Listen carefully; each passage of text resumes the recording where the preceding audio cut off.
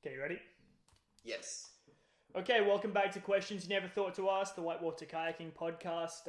First of all, apologies for missing a week.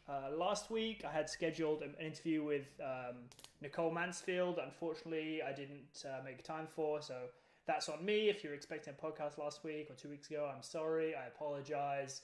But hopefully, we're back onto our scheduled programming now.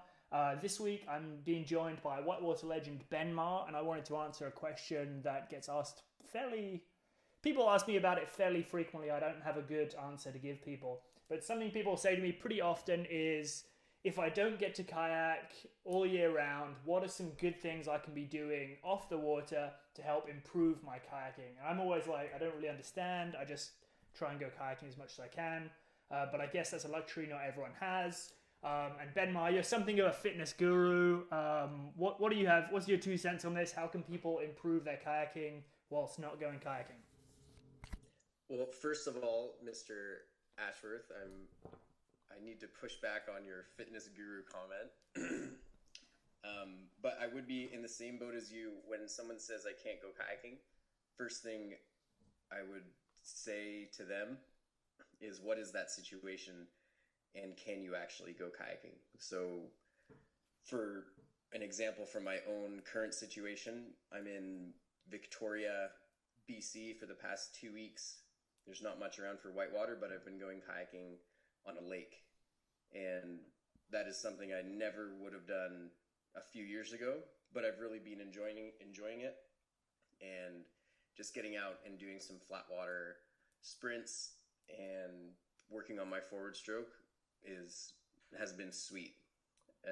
And then to actually answer the question, if you can't paddle, then just do something. Like, it doesn't really matter as long as you're doing something that you're going to enjoy, or you'll enjoy the work afterwards.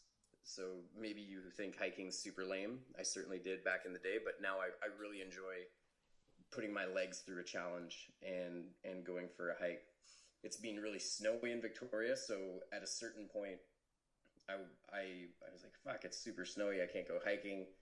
I went for a run, and there was about a foot of snow on the path, and it would have been very easy to just be like, oh, this is stupid, I'm not going to run through this, but I just ran through it.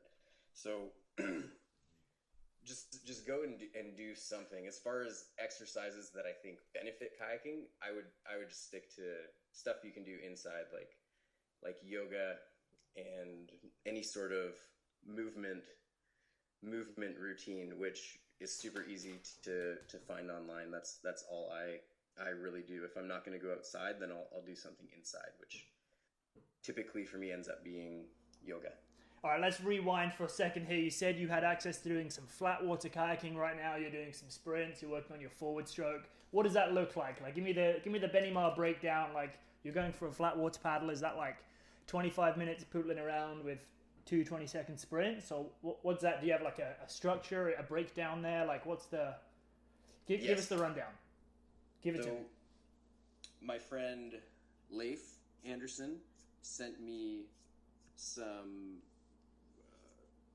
flat water workouts that he's been doing. So what I do is I get into the lake, the lovely lake, and I'm using a Karma Unlimited.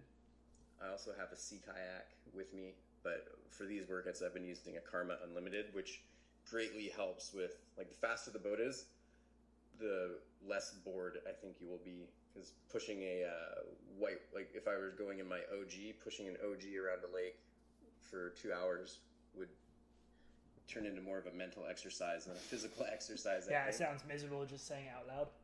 Yeah, so it usually takes about an hour and 45 minutes to 2 hours, and in that I cover probably about 12K in circuits around the lake. So the first thing I'll do is medium speed endurance, so that's 5 minutes on at 60 to 70% effort and 2 minutes off, and about five rounds of effort, so that takes about half an hour. Then I go to short speed endurance, and that is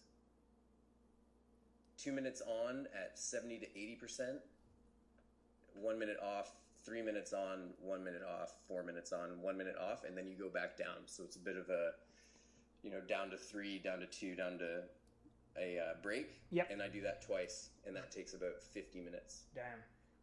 And then we'll do sprints, and that's the same format, but 15 seconds on.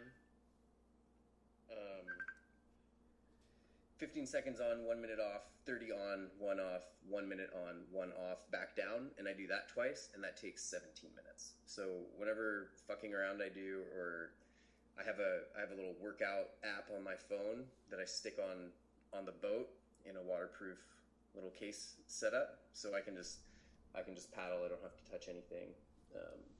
But I have gone down the Instagram wormhole in between sessions once or twice out there, but around 2 hours, and that's the flat water thing. And then the forward stroke stuff, I'm just trying to learn as much as I can by watching the paddlers who I think have good style or are really fast. And I've started watching a lot of World Cup slalom videos. Yeah, some of those guys are ridiculous. Like, you look at their technique, and you look at some of the top 100 guys in whitewater kayaking, and the difference is like pretty staggering in terms of like how they're using their forward stroke effectively. Not to say that like those like top 100 guys aren't also excellent, but they're definitely just doing things very differently, Yeah. So I don't want to.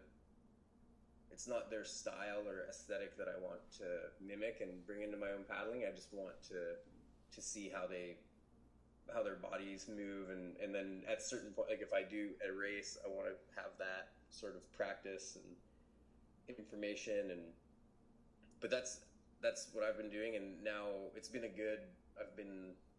I haven't been on a proper river in about a month now, so all this work, I'm excited to just see what it does for me when I get back on the creek, which it should be pretty soon. Let's go a different way here. We were just talking before we got into the what you're doing on the flat water stuff. You're also doing yoga. Like, is that something people can do at home? Like, I know for me, I just have like a little app on my phone, and I like hit it and zone out for a bit and do whatever the app tells me. Is that how you approach yoga? Do you have your own attack format for it? What's up with that? I have videos, online videos that I like, that I repeat. So what I like to do is find a video I like that comes from an instructor that I like. Like I want, if you pick a video with an instructor whose voice is annoying or distracting, I won't do that one. So I'll pick one that is something I'm used to and don't mind listening to. And I'll try to repeat it so that you can feel the benefits of it and get better at it. And the more you do it, the less, all you'll end up needing is the audio. And sometimes I'll even buy that audio, or what I've actually done a lot is I'll put my phone right next to my computer, do a video and record it on my phone, so then I don't need to be online. And that's it. Like I pick videos based on how much time I want to spend doing yoga. It's really easy to find these videos. If I don't know what you do, if you put links up to your podcast, but doyogawithme.com is really good, and the Alo Yoga YouTube channel, they both have a lot of free yoga videos. And then if I do my own thing, it's usually 10-15 minutes, and I just string together all the postures that I really like the feeling of, or that I feel are beneficial to kayaking, or that I feel will counteract any discomfort or muscle pain that's starting in the body. All right. Now, we just talked about something interesting in your talk about yoga there, about stuff for free, right? How do you feel about joining gyms? Should people join a gym? Yes or no? What's your 2 cents on that? I would say not to overthink it. Don't worry about the money, because in the long run, it's actually not that expensive. If you're for someone like me, I travel around a lot, so it's actually, I don't go to the gym, but if I were going to, it'd be pretty easy to get those entry month discounts or like try it out for free. But if you live somewhere, for me, if I lived on my own, I wouldn't go to a gym because I could just do whatever I wanted in my own space without bothering anybody. But if you find it difficult to self-motivate, I would go to a gym because you can bring your phone in there with headphones. You can plan out workouts before you go and just smash it out. I go to yoga classes as well. If I find a yoga teacher I like, I'm super happy to pay the 10 to 20 bucks drop-in fee for that. Going to a yoga studio is really nice because there will be a lot of other people in the class and you can learn from them. Like if you're in a difficult pose, you look around and you can see how to improve it or how to make it more, like step it down a notch or step it up a notch. If you didn't hear what the instructor said, you'll be able to see what someone else is doing. And they also have a lot of mirrors, and seeing your body in the mirror really helps with adjusting your alignment. And there's all these little subtle changes you can do with your body inside the postures to move into a correct alignment, basically, which I find super beneficial. So I would say going to a gym or creating one at home is super beneficial. How do you feel about hot yoga? I like it. I tried it one time and I thought it was miserable. I was in like one of the weekend $5 tryout classes, and it was like kind of too many people in kind of too small a space. It was too hot and just like sticky and hard. It was hot. It was maybe too hot for me. I did not enjoy it at all. Yeah, I mean, It was like 1,000 degrees. It was like being in a room that was the sun, except there was 50 other people in there, and a room made for like 40 people. Like it was full. Yeah, I think if you don't enjoy it, then don't go. If you also set yourself up for if you go to like the cheapest thing that they're offering, which was probably offered outside of working hours, it's going to be full. If you want to try it again, go midday. Don't pick out of working hours. Pick the 9 a.m. or the 10 a.m. class. There's going to be half as many or less people in it. That's a good pro tip, I think, for people who are interested in trying it out, but not interested in having a bad time. Yeah, and if you're new to yoga and self-conscious about it, don't go to a busy class. And just know that if you do a little bit at home, you'll feel better going and doing it around a bunch of people. And the majority of it's not like you're going into a class full of pro yoga people. Everyone's on the same page. No one gives a fuck. They're all being self-conscious too. Just go enough to start to feel a benefit or not feel a benefit, and then make a new decision from there if you want to keep doing it. But for the heat, the heat doesn't bother me. I enjoy it. Especially in the winter, it's nice to go get in the hot room for a little bit, and I don't really love being hot, but going into a hot yoga class for an hour, I really do enjoy that. Okay, let's pivot again. This is some good information, some good hacks on people who are interested in expanding their yoga knowledge. But what you eat makes a big impact on how well you kayak and how well you perform. And I think a lot of kayakers, especially in that, like, they paddle every day on the weekends, and they get like one day in the week maybe, and they're like kind of plateaued, not progressing as fast as they want. But they're not really looking after themselves in terms of what they eat. And I've started to figure out that like what I eat is having a bigger impact on me than maybe I thought. What are some dietary options that you've switched to in terms of fueling up? Like, I was really interested when you were talking on Hammer Factor about doing that like 2 sticking laps in one day, how you smashed some chickpeas or something on the drive back up to the top, and Yol and didn't eat anything, I think you said, or they had like a power bar or something. What's up with that? I think you just made up most of the Hammer Factor recollection. I don't remember what. I mean, I don't remember that well, but that's a rough. Yeah, that's like a rough recall of the podcast I heard one time. Okay, yeah. So I can't remember either what Jared and Aniel ate, but Jared has been vegan for, I'm guessing, over 2 years. And when we were together that year, that was 2 seasons ago, they would have been eating a vegetable quinoa or vegetable rice and bean, something or other. We all had a bunch of those cliff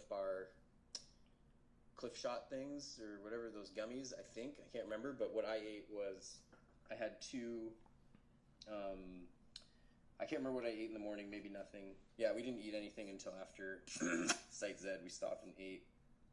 But after the first lap, I had a bag of quinoa with peanut butter and coconut oil mixed into it while it was still hot, and a bunch of bananas cut into that, and it was a pretty big serving. So that's what I ate in between the first lap and the second lap, and then again once we finished, I had another bag of that at the bottom, and probably some other snacks. And that, I just chose that because I just wanted something that would be powerful and taste good, and I wanted to try that combination of food. No doubt. So that's two interesting points there. One is eating only vegetables, like you're saying, Jared's eating vegan there, which is like, that's a big change for some people. What's like one easy change that could potentially help improve someone's kayaking? Improving kayaking by eating? Yeah, like improving your output performance by what you eat. Like the two systems are pretty linked. Like I don't know. Like I've been pretty undereducated about it for a long time, but the more I look into it, the more I'm sure that what you put in has a very, very direct linear result with what you get out. So what is one change people can make in terms of cutting or adding to the things they eat that could help improve their performance? Or what's one thing you've noticed that's improved like your performance most dramatically? I think that the best thing you can do is just to perform your own small tests and experiments. But first of all, you have to identify if you have a problem. And that way, like if you go out kayaking on the weekend and you feel fine, then whatever. If you're trying to make a change, just decide what sort of change you want to make. If you want to paddle more, then just start paddling more and see if your body can handle it. If you're just trying to eat healthier, then I think maybe one change that's really simple that you could do is just try to eat higher quality, and that you might not notice a difference. So one thing I've noticed over the last few years of paying attention, I don't necessarily eat a plus diet all the time, but by paying attention to what I'm eating and what I'm doing, I do notice that I feel better when I eat higher quality foods. And I love eating salads, and I crave those. And sometimes I feel like I just love eating vegetables. So I like that they're cold. I like that I don't cook them all the time. I like I said, I like to eat a lot of salad, and I operate fine like that. And I don't have a specific diet since I've probably the last 2.5 months. I've just been eating whatever I want, anything. I've been eating meat, dairy, lots of like pasta and oatmeal. I've been exercising a lot, so I haven't been too concerned about what's going in. I just try to pick what, in my opinion, is higher quality food. I think that to have a fun experiment, cutting out meat would be a fun experiment, but the other thing you need to look at is what meat did you cut out. If you're eating really high quality meat from the farm next door, I don't think cutting that out is going to make some insane change I don't think that would make a huge change for me, is what I should say. But if you're eating shitty meat and you cut it out, then you've just cut out shitty food that you're putting in your body. So cut out bullshit food as a start, I guess. For me, the thing I notice the most is alcohol. If I cut that out, then I see and feel big improvements. So if you drink a lot, that'll be the easiest fucking thing to do. Word. And then the last thing I wanted to talk about, something else you just touched on there, was you, going back to that double sticking day, you didn't eat until Site Z, which is, like, for some people, that's a whole day of kayaking, right? Like, like that's a campsite. Am I right? There's a campsite above Site Z on River Right. So typically in the 3-day descent, that's where you would camp. So for some people, that's a whole day of kayaking that you guys did in, I don't know, whatever, like a super quick time, and you didn't eat anything before that. Like, are you a regular, like, not breakfast eater? Like, this is going back to an earlier podcast I did where I was talking about breakfast with a bunch of people, and it seemed like there was a real mix of people who could operate with no breakfast and people who needed breakfast to operate. Yeah. I don't really... It depends on what I did the day before and when I ate, but I don't like to wake up and then make breakfast. It's just not the first thing I want to do. And if I'm wake up and I'm super hungry, then I'll eat something. But we got up at probably 4 or 4:30. So the last thing I want to do is wake up, put on my gear, and start paddling. I don't really care about shoving food in. If you do experiment with skipping a meal or eating within a shorter window each day, I think you'll pretty quickly realize that you might just be eating out of tradition and habit. But there is also no problem with that. Maybe you'll find benefit. There's obviously a shit ton of information online, and you can listen to as many people as you want talk about the benefits of it and what you'll get out of it. But any health information, you just need to boil it down to it's some things will work for people. Any health information, if you really distill it, I think you end up with the same sort of message from any diet. Like, everyone's going to agree that you just need to eat quality food. And I think you can get away with eating really shitty food. But you don't have to start become intermittent fasting or time-restricted eating window.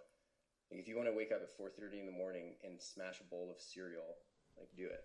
But that's the last thing I wanted to do. I wanted to wake up, get on the river, and start paddling. I know that because I've done stuff like that, I know that I'm fine. I'm not going to be thinking about food the whole time. So, and then, it's a distance to get down there, but it doesn't equate to one day. Like, if you go up to the Stikine, you can put on in the afternoon, scout a lot of the rapids on your way to Site Z and take your time. But we're sliding in and just not stopping. The three of us knew the river.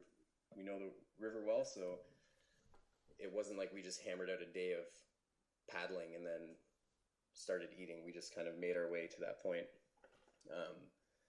And that was our plan. We wanted to paddle for a while, get a big chunk of the river behind us, and then we took a break and ate delicious food. And I was hungry at that point.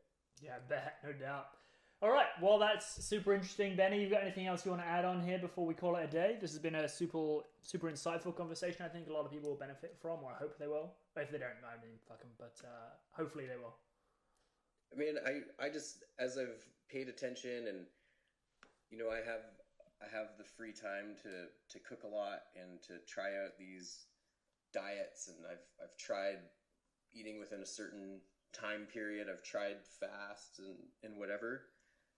The biggest thing that I've ever felt positively affect my body is reducing the amount of sweets and sugar that I eat. Cutting out alcohol is a huge one for me. I sleep really well when I'm not drinking anything, and I have access to powerful energy. As soon as I wake up, I'm awake. I really enjoy that. And don't just pick something and think it's gonna be this magic bullet cure-all. Just do whatever feels good, and stay away from shitty food. It gets to be expensive at some point, but I think it's totally worth it. And if it's something you're interested in, just try that. And if it works, it works. People perform really well on a variety of diets, food quality, and whatever. So I think the other point is that if you want to perform well, just start fucking performing well. But there you go. There's the sound bite if I made sound bites, that would be the one. All right, Benny, where can people find you if they don't know who you are, if they live under a rock or whatever? I'm just on Instagram, I guess. Benny Marr with no A. Benny Marr with no A. Sweet. This has been Question You Never Thought to Ask. I will hopefully see you again in 2 weeks. Okay.